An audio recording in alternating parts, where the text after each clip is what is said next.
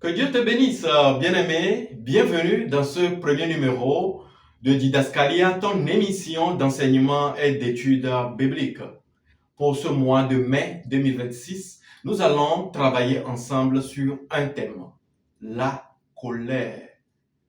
Oui, ce mois, nous allons connaître ensemble c'est quoi la colère, quelles sont ses manifestations, quels sont les types de colère qu'il y a dans le monde, que dit la Bible sur la colère, comment se débarrasser de la colère, et nous verrons également des illustrations bibliques, des personnalités et des hommes de Dieu dans la Bible qui étaient colériques par nature, et nous allons voir ensemble comment cela se manifestait, et aussi lorsque ces gens deviennent des hommes de Dieu, comment est-ce que la parole de Dieu les transforme.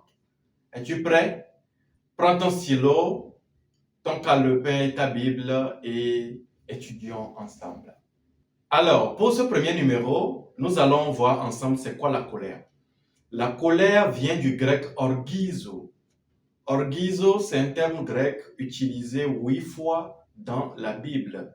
Ce terme peut être traduit en français par le fait de se mettre en colère, le fait d'être irrité, le fait d'être fâché, le fait d'être courroucé. La colère, bien aimé, c'est une émotion primaire, intense et passagère, résultant d'une frustration, d'une agression ou d'un besoin insatisfait.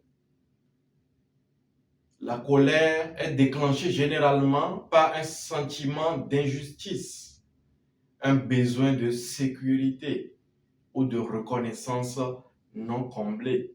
Nous voyons cela souvent soit dans le domaine familial, dans le couple, où par exemple un partenaire fait un effort pour faire plaisir à son prochain et l'autre n'évalue pas ou encore, oui, n'apprécie pas à sa juste valeur l'effort de l'autre partenaire, cela frustre l'autre, cela peut amener à la colère. Ou encore dans le domaine professionnel, lorsque ton supérieur te donne un travail à faire, tu le fais et le retour que tu as frise le mépris. Cela aussi peut créer la colère. Comment se manifeste la colère? La colère peut amener quelqu'un à avoir un rythme cardiaque beaucoup plus accéléré. Ça modifie le rythme cardiaque. La colère se manifeste également par une montée d'adrénaline ou encore une montée d'énergie.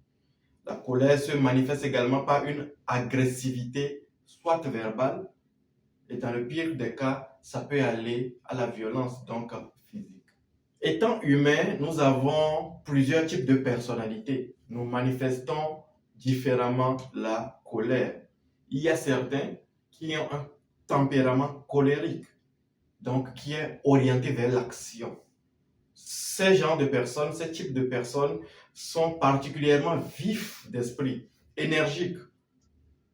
Leur avantage, c'est ça. Ils ont de l'énergie, ils ont une force de décision, ils ont une grande confiance en eux. Ils aiment la compétition et ils font avancer rapidement les projets. Mais les faiblesses du colérique, c'est qu'il est enclin à l'orgueil, enclin à l'activisme. Il préfère la confrontation. Le colérique peut facilement adopter un comportement dictatorial. Il a du mal à reconnaître ses erreurs et il peut manquer d'empathie. Nous avons un autre tempérament, c'est le tempérament sanguin, lui aussi caractérisé par la colère. Le sanguin vit de ses relations avec autrui. Il réagit fortement et immédiatement aux impressions extérieures.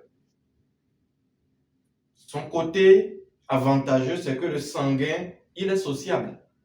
Il veut rendre les autres heureux. Le sanguin est un passionné, il est persuasif.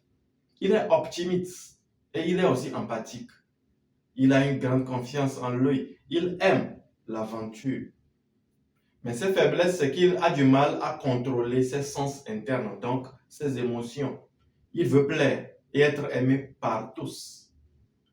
Il est enclin également à la superficialité et à l'inconstance. Un exemple biblique d'un homme de Dieu qui a un tempérament sanguin, c'est Pierre. Pierre, un des 12 apôtres de Jésus, qui incarne ce tempérament sanguin. Il est impulsif, il est très enthousiaste. Nous nous rappelons de lorsque, dans le jardin de Gethsemane, juste après l'arrestation, durant l'arrestation de Jésus-Christ, lui s'est opposé.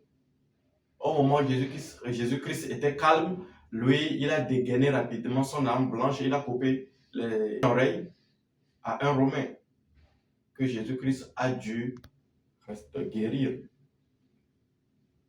Ça, c'est le comportement de quelqu'un qui a un tempérament sanguin, qui est impulsif. Le sanguin, il fait aussi preuve d'inconstance. Là aussi, nous voyons Pierre qui, durant la Sainte Seine, a promis à Jésus-Christ que lui ne l'abandonnera jamais. Mais face au défi, il a renié la même personne quelques heures plus tard. Donc, le sanguin fait preuve d'inconstance. Et généralement, pour un sanguin, ce qu'il faut travailler, c'est la persévérance. Voyons davantage d'exemples bibliques retraçant le comportement colérique de certains personnages dans la Bible. Ouvrons nos livres, allons dans le livre de Genèse 4. Nous allons parler de Caïn. Genèse 4, nous allons lire le verset 1 au verset 8. Adam connut Ève, sa femme. Elle conçut et enfanta Caïn et elle dit, « J'ai formé un homme avec l'aide de l'Éternel. » Elle enfanta encore son frère Abel. Abel fut berger et Caïn fut laboureur. Au bout de quelque temps, Caïn fit à l'Éternel une offrande des fruits de la terre. Et Abel, de son côté, en fit une des premiers-nés de son troupeau et de leur graisse. L'Éternel porta un regard favorable sur Abel et sur son offrande, mais il ne porta pas un regard favorable sur Caïn et sur son offrande. Caïn fut très irrité et son visage fut abattu. Et l'Éternel dit à Caïn, « Pourquoi es-tu irrité et pourquoi ton visage est-il abattu ?» Verset 7. « Certainement, si tu agis bien, tu relèveras ton visage. Et si tu agis mal, le péché se couche à la porte et ses désirs se portent vers toi. Mais toi, domine sur lui. » Verset 8. « Cependant, Caïn adressa la parole à son frère Abel, mais comme ils étaient dans les champs, Caïn se jeta sur son frère Abel et le tua. » Vous voyez? Ce n'est que l'expression de la colère. Nous avons vu au verset 6 que Dieu demandait à Caïn pourquoi il était irrité. Le verset 5 nous montre que Caïn fut très irrité, son visage abattu, parce qu'il n'a pas supporté cela. Il y a eu un sentiment de frustration. Il a senti comme s'il y a une situation d'injustice. Et il n'a pas contenu sa colère, il l'a exprimée. Regardons un autre exemple, une autre figure, c'est Moïse. Moïse dans Exode 2. En ce temps-là, Moïse devenu grand, Exode 2 verset 11. En ce temps-là, Moïse devenu grand se rendit vers ses frères et fut témoin de leurs pénibles travaux. Il vit un Égyptien qui frappait un Hébreu d'entre ses frères. Il regarda de côté et d'autre et voyant qu'il n'y avait personne, il tua l'Égyptien et le cacha dans le sable. Vous voyez qu'ici également, il y a un sentiment de frustration. Bien sûr qu'il y a une situation d'injustice. Je contextualise rapidement, le peuple d'Israël était en esclavage en Égypte. Et les Égyptiens se croyaient supérieurs. Et Moïse fut témoin de cette scène et il a fait quoi? Il a regardé de gauche à droite il n'a vu personne et il a fait quoi? Il a tué. Il n'a pas mis fin à ce qui lui semblait être injuste. Il a tué. C'est ça la colère. La colère, c'est une réponse généralement disproportionnée à ce qui s'est passé. C'est ça l'expression de la colère. Un autre exemple, dans la Bible toujours, nous allons parler d'Absalom, un fils de David. Pour cela, allons dans le livre de 2 Samuel 13. 2 Samuel 13, verset 1. Absalom, fils de David, avait une sœur qui était belle et qui s'appelait Tamar. Et Amnon, fils de David, l'aima. Donc ici, nous comprenons que Amnon aimait sa demi-sœur qui s'appelait Tamar. Et il réfléchissait sur comment avoir sa sœur. Et de là, lorsque nous lisons 2 Samuel 13, nous voyons que Jonadab, qui est un ami de Amnon, lui fit le plan de jouer au malade et exiger que ce soit sa sœur qui le serve. Comme ça, il profite de cette occasion où il est proche avec Tamar pour commettre son forfait. Un plan, malheureusement, que Amnon a validé. Voyons le verset 11. Comme elle les lui présentait à manger, il la saisit et lui dit, « Viens, couche avec moi, ma sœur. » Verset 4. Mais il ne voulut pas l'écouter. Il lui fit violence, la déshonora et coucha avec elle. Vous voyez que ici, Absalom a appris que sa sœur a été déshonorée. C'est ce qui s'est passé. Amnon a déshonoré sa sœur Tamar et le frère aîné de Tamar, Absalom, a pris cela. Voyons le comportement qu'a affiché Absalom.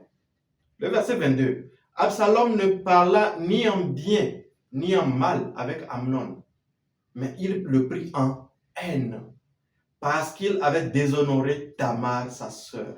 Verset 23. 2 ans après, comme Absalom avait les tondeurs à Baal-Hachor, près d'Éphraïm, il invita tous les fils du roi. 2 ans après, bien-aimé, Absalom n'a pas digéré sa colère. Absalom a exprimé sa colère 2 ans après lors d'une invitation. Verset 28 de 2 Samuel 13. Absalom donna cet ordre à ses serviteurs.